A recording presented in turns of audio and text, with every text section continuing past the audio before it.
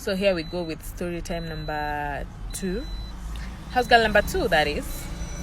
So mimi nimetafuta msichana wa kazi for almost 3 weeks, I guess. And finally napata beshte ya mamangu and I'm to connect na a girl from Ukambani, and we are glad. We are told the background story. Of course, that's a necessity. She's a married girl, and then now she's no longer with the husband, and she has one baby.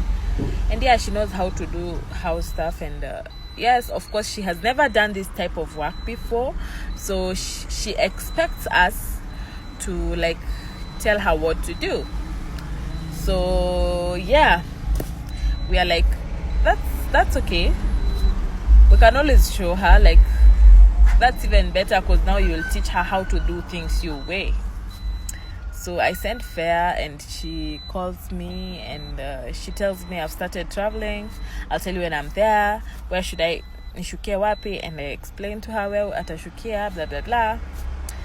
And then I tell her to come meet me at my workplace, and that's when mimi huuza toys, and yeah, I tell her to come where I do the business. And on arrival, mimi naona mbeba mzigo mingi, I decide to leave work. I escort her to the house, and yeah, nikamfikisha kwa nyumba. Of course, the things were a bit messy.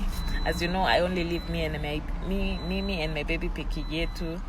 So yeah, nikamfikisha kwa nyumba, and I don't know, she looked surprised kuingia kwa nyumba. And I was like, wow, nini nimekushtua? Of course, she didn't tell me what was ilikuwa imemwamuse. So yeah,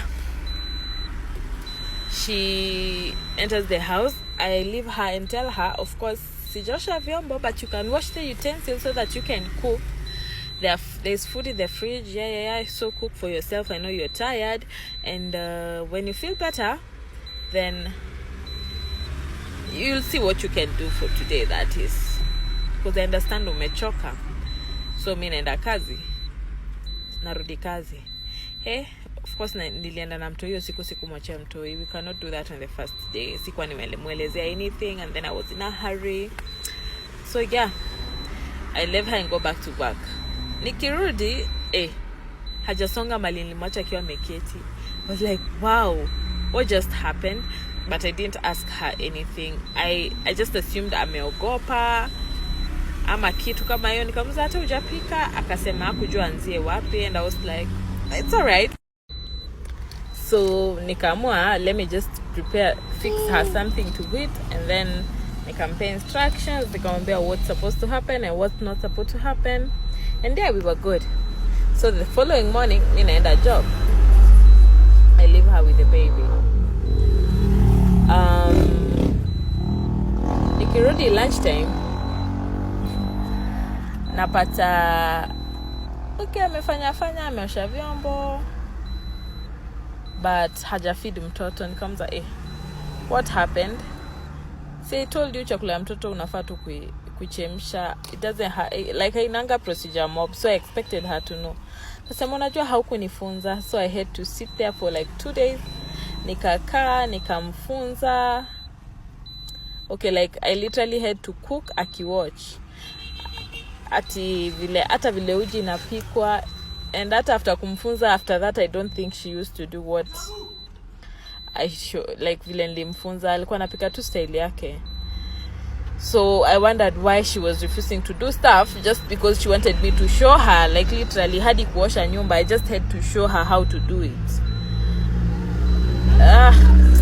Okay, for me nilijambia bora ale mtoto vizuri, I don't have a problem. So yeah, so tunakaa na yeye, nimemvumilia because I want her to stay with my baby.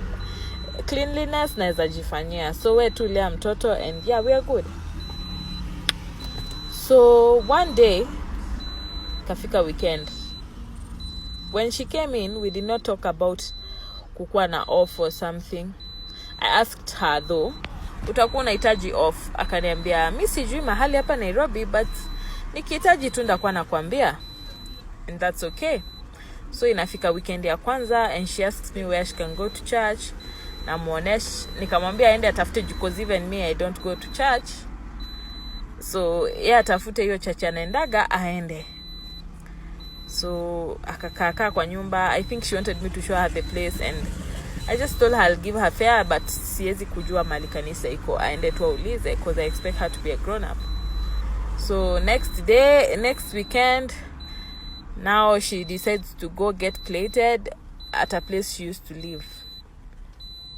And I'm like, why uko mbali? And she's like, uko ndo nimezoea. I'm like, okay, as long as you have fare. So she goes, and then when she comes back, she tells me she has a boyfriend, an Ethiopian boyfriend. And he wants to send her money. And I'm like, wow! One day boyfriend wants to send you money, you gotta be like lucky. So here is part 3. I hope this is the last one. I'm going to try and make it as short as possible. So of course alikuwa shaanza kunipiss by this time, kwa sababu alikuwa ameshaanza kunipea rules, like yeye ndiye nafaa kumpanga, lakini yeye ndiye alikuwa ananipanga. I don't know if you're getting it. So this time ikakuwa Thursday evening, no, Friday evening, natoka job, nikifika kwa nyumba ananiambia iko kitu nataka kukuambia. I'm like, okay, let me just shower and then nikuje nikae uniambie. So I leave her with the baby kidogo, I go shower so that I can nibebe mtoto kama niko fresh. Hey, and then she tells me, unajua nini, I have decided now I'm not going to be going leave ya nusu siku. What do you mean? See, 12 hours takuwa naenda, I'll leave for 24 hours. And I was like, wow, so what's your plan? Akaniambia nitakuwa naenda Saturday usiku narudi Sunday usiku. And I was like, that's okay if that's what you want. And she was like, unajua usiponipea. So now she's posing a threat, usiponipea off ya full day nitaanza kuchoka na nitakwambia nimeanza kupata kazi nyingine. And now I was like, why are you threatening me? I've gone through another person and you're just a person I have met this month, so unishtui anyway. So nikamwambia me was, but I'm always not rude. Me nikamwambia ni sawa, if that's what you've decided. So akachagua atakuwa naenda. So jioni, kesho yake jioni kufika, mimi natoka job, anaongea na simu, ako very busy, my baby amewekwa huko kando anajiongelesha. Bahati tu hakuwa analia, because I would have felt so bad. So mimi huyo nikafika akaniambia nataka kwenda sasa. Kamza utafix hapa?